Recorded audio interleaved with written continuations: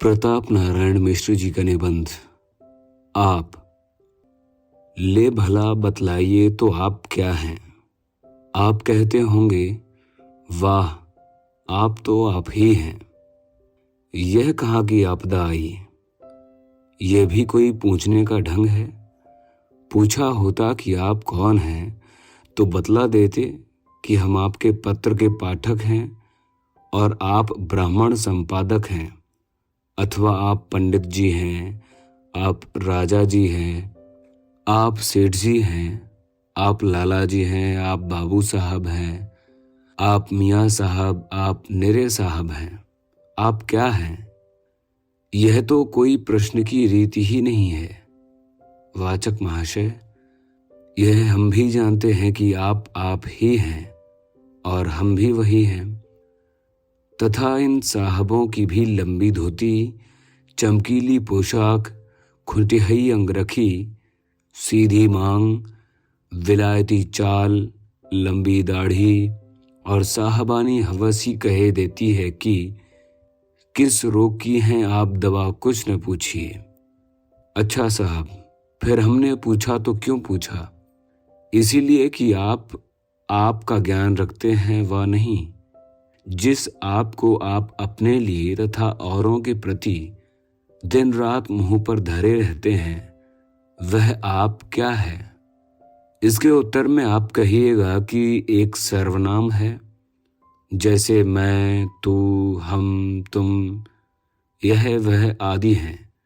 वैसे ही आप भी है, और क्या है। पर इतना कह देने से न हम ही संतुष्ट होंगे, न आप ही के शब्द शास्त्र ज्ञान का परिचय होगा। इससे अच्छे प्रकार कहिए कि जैसे मैं का शब्द अपनी नम्रता दिखलाने के लिए बिल्ली की बोली का अनुकरण है, तू का शब्द मध्यम पुरुष की तुच्छता व प्रीति सूचित करने के अर्थ कुत्ते के संबोधन की नकल है। हम तुम संस्कृत के अहम त्वम का अपभ्रंश हैं। यह वह निकट और दूर की वस्तु व व्यक्ति के द्योतनार्थ स्वाभाविक उच्चारण हैं। वैसे आप क्या है? किस भाषा के किस शब्द का शुद्ध व अशुद्ध रूप है और आदर ही में बहुधा क्यों प्रयुक्त होता है? हुजूर की मुलाजमत से अक्ल ने इस्तीफा दे दिया हो तो दूसरी बात है, नहीं तो आप यह भी न कह सकेंगे कि आप लफ्ज़े फारसी या अरबीस्त अथवा oh it is an English word, जब यह नहीं है तो खामखाह यह हिंदी शब्द है। पर कुछ सिर पैर मूड गोड़ भी है कि यूं ही आप छूटते ही सोच सकते हैं कि संस्कृत में आप कहते हैं जल को, और शास्त्रों में लिखा है कि विधाता ने सृष्टि की आदि में उसी को बनाया था। यथा अप एव ससर्जादौ तासु वीर्यमवासृजत। तथा हिंदी में पानी और फारसी में आप का अर्थ शोभा अथच प्रतिष्ठा आदि हुआ करता है। जैसे पानी उतरीगा तरवारिन को, उई करछुली को मोल बिकाए। तथा पानी उतरेगा रजपूती का, उई फिर विश्वउते बह जाए। और फारसी में आबरू खाक में मिला बैठे इत्यादि। इस प्रकार पानी की ज्येष्ठता और श्रेष्ठता का विचार करके लोग पुरुषों को भी उसी के नाम से आप पुकारने लगे होंगे। यह आपका समझना निरर्थक तो न होगा। बड़प्पन और आदर का अर्थ अवश्य निकल आवेगा, पर खींच खांच कर और साथ ही यह शंका भी कोई कर बैठे तो अयोग्य न होगी कि पानी के जल, वारी, अम्बु, नीर, तोय इत्यादि और भी तो कई नाम हैं, उनका प्रयोग क्यों नहीं करते? आप ही के सुरखाव का पर कहाँ लगा है? अथवा पानी की सृष्टि सबके आदि में होने के कारण वृद्ध ही लोगों को उसके नाम से पुकारिए तो युक्त हो सकता है। पर आप तो अवस्था में छोटों को भी आप कहा करते हैं। यह आपकी कौन सी विज्ञता है? या हम यूं भी कह सकते हैं कि पानी में गुण चाहे जितने हों, पर गति उसकी नीच ही होती है। तो क्या आप हमको मुंह से आप करके अधोगामी बनाना चाहते हैं? हमें निश्चय है कि आप पानीदार होंगे, तो इस बात के उठते ही पानी पानी हो जाएंगे, और फिर भी यह शब्द मुंह पर भी न लावेंगे। सहृदय सुहृदगण आपस में आप की बोली बोलते भी नहीं हैं। एक हमारे उर्दूदा मुलाकाती मौखिक मित्र बनने की अभिलाषा से आते जाते थे, पर जब ऊपरी व्यवहार मित्रता का सा देखा तो हमने उनसे कहा कि बाहरी लोगों के सामने की बात न्यारी है, अकेले में अथवा अपनायत वालों के आगे आप न किया करो। इसमें भिन्नता की भिन्न पाई जाती है। पर वह इस बात को न माने। हमने 2-4 बार समझाया, पर वह आप थे, क्यों मानने लगे? इस पर हमें झुंझलाहट छूटी तो एक दिन उनके आते ही और आपका शब्द मुंह पर लाते ही हमने कह दिया कि आपकी ऐसी तैसी। यह क्या बात कि तुम मित्र बनकर हमारा कहना नहीं मानते? प्यार के साथ तू कहने में जितना स्वादु आता है, उतना बनावट से आप सांप कहो तो कभी सपने में नहीं आने का। इस उपदेश को वह मान गए।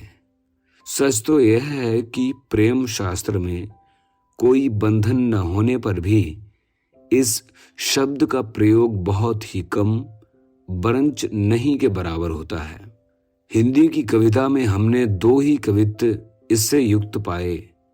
एक तो आपको न चाहे ताकि बाप को न चाहिए, पर यह न तो किसी प्रतिष्ठित ग्रंथ का है और न इसका आशय स्नेह संबद्ध है।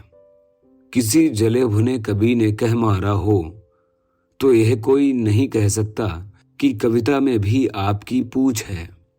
दूसरी घनानंद जी की यह सवैया है, आप ही तो मन हेरी हरियो तिरछे करे नयनन नेह के चाव में, इत्यादि। पर यह भी निराशापूर्ण उपालंब है। इससे हमारा यह कथन कोई खंडन नहीं कर सकता कि प्रेम समाज में आपका आदर नहीं है, तू ही प्यारा है। संस्कृत और फारसी के कवि भी त्वम और तू के आगे भगवान और शुमा का बहुत आदर नहीं करते। पर इससे आपको क्या मतलब? आप अपनी हिंदी के आप का पता लगाइए, और न लगे तो हम बतला देंगे। संस्कृत में एक आप्त शब्द है जो सर्वथा माननीय ही अर्थ में आता है। यहाँ तक कि न्यायशास्त्र में प्रमाण चतुष्टय, प्रत्यक्ष, अनुमान, उपमान और शाब्द के अंतर्गत शब्द प्रमाण का लक्षण ही यह लिखा है कि आप्तोपदेशः शब्दः, अर्थात आप्त पुरुष का वचन प्रत्यक्षादि प्रमाणों के समान ही प्रामाणिक होता है। वायों समझ लो कि आप्त जन प्रत्यक्ष, अनुमान और उपमान प्रमाण से सर्वथा प्रमाणित ही विषय को शब्दबद्ध करते हैं। इससे जान पड़ता है कि जो सब प्रकार की विद्या, बुद्धि, सत्य भाषण आदि सद्गुणों से संयुक्त हो वह आप्त है, और देवनागरी भाषा में आप्त शब्द सब के उच्चारण में सहजतया नहीं आ सकता। इससे उसे सरल करके आप बना लिया गया है और मध्यम पुरुष तथा अन्य पुरुष के अत्यंत आदर का द्योतन करने में काम आता है। तुम बहुत अच्छे मनुष्य हो और यह बड़े सज्जन हैं। ऐसा कहने से सच्चे मित्र बनावट के शत्रु चाहे जैसे पुलक प्रफुल्लित पूरित गाता हो जाएं, पर व्यवहार कुशल लोकाचारी पुरुष तभी अपना उचित सम्मान समझेंगे जब कहा जाए कि आपका क्या कहना है, आप तो बस सभी बातों में एक ही हैं, इत्यादि। अब तो आप समझ गए होंगे कि आप कहाँ के हैं, कौन हैं, कैसे हैं, यदि इतने बड़े बात के बतंगड़ से भी न समझे हों तो इस छोटे से कथन में हम क्या समझा सकेंगे कि आप संस्कृत में आप्त शब्द का हिंदी रूपांतर है और माननीय और माननीय अर्थ का सूचनार्थ उन लोगों के प्रति प्रयोग में लाया जाता है जो सामने विद्यमान हों, चाहे बातें करते हों, चाहे बात करने वालों के द्वारा पूछे बताए जा रहे हों, अथवा दो व अधिक जनों में जिनकी चर्चा हो रही हो। कभी कभी उत्तम पुरुष के द्वारा भी इसका प्रयोग होता है। वहां भी शब्द और अर्थ वही रहता है, पर विशेषता यह रहती है कि एक तो सब कोई अपने मन से आपको आप ही समझता है, और विचार कर देखिए तो आत्मा और परमात्मा की अभिन्नता या तद्रूपता कहीं लेने भी नहीं जाने पड़ती, पर बाह्य व्यवहार में अपने को आप कहने से यदि अहंकार की गंध समझिए तो यूं समझ लीजिए कि जो काम अपने हाथ से किया जाता है और जो बात अपनी समझ स्वीकार कर लेती है उसमें पूर्ण निश्चय अवश्य ही हो जाता है, और उसी के विदित करने को हम और आप तथा यह एवं वे कहते हैं कि हम आप कर लेंगे। अर्थात कोई संदेह नहीं है कि हमसे यह कार्य संपादित हो जाएगा, हम आप जानते हैं, अर्थात दूसरे के बतलाने की आवश्यकता नहीं है इत्यादि। महाराष्ट्रीय भाषा के आपा जी भी 19 बिस्वा आप्त और आर्य के मिलने से इस रूप में हो गए हैं, तथा कोई माने या ना माने पर हम मना सकने का साहस रखते हैं कि अरबी के अब और यूरोपीय भाषाओं के पापा पोप आदि भी इसी आप से निकले हैं। हाँ, इसके समझने समझाने में भी जी उबे तो अंग्रेजी के एबॉट तो इसके ही हैं, क्योंकि उस बोली में ह्रस्व और दीर्घ दोनों आकार का स्थानापन्न ए है, और पकार को बकार से बदल लेना कई भाषाओं की चाल है। रही टी सो वह तो तकार ही है। फिर क्या ना मान लीजिएगा कि एबाट साहब हमारे आप बरंच शुद्ध आप से बने हैं। हमारे प्रांत में बहुत से उच्च वंश के बालक भी अपने पिता को अप्पा कहते हैं। उसे कोई कोई लोग समझते हैं कि मुसलमानों के सहवास का फल है, पर यह उनकी समझ ठीक नहीं है। मुसलमान भाइयों के लड़के कहते हैं अब्बा, और हिंदू संतान के पक्ष में बकार का उच्चारण तनिक भी कठिन नहीं होता। यह अंग्रेजों की तकार और फारस वालों की टकार नहीं है कि मुंह से न निकले, और सदा मोती का मोटी अर्थात स्थूलांगा स्त्री और खस की टट्टी का तत्ती अर्थात गरम ही हो जाए। फिर अब्बा को अप्पा कहना किस नियम से होगा? हाँ, आप्त से आप और अप्पा तथा आपा की सृष्टि हुई है। उसी को अरब वालों ने अब्बा में रूपांतरित कर लिया होगा, क्योंकि उनकी वर्णमाला में पकार नहीं होती। 100 बिस्वा बप्पा, बाप, बापू, बब्बा, बाबा, बाबू आदि भी इसी से निकले हैं, क्योंकि जैसे एशिया की कई बोलियों में पकार को बकार व फकार से बदल देते हैं, जैसे पादशाह बादशाह, पारसी फारसी आदि, वैसे ही कई भाषाओं में शब्द के आदि में बकार भी मिला देते हैं, जैसे वक्ते शव व वक्ते शब तथा तंग आमद बतंग आमद इत्यादि। और शब्द के आदि की ह्रस्व आकार का लोप भी हो जाता है, जैसे अमावस का मावस।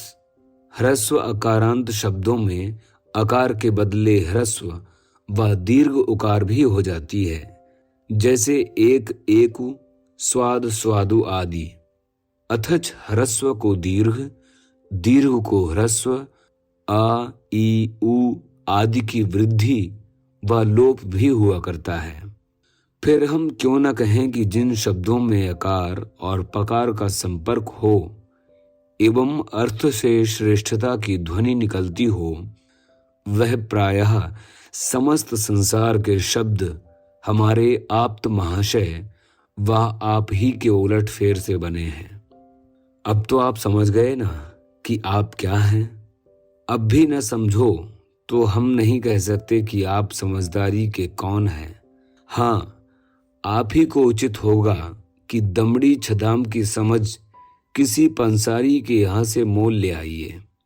फिर आप ही समझने लगिएगा कि आप को हैं, कहाँ के हैं, कौन के हैं।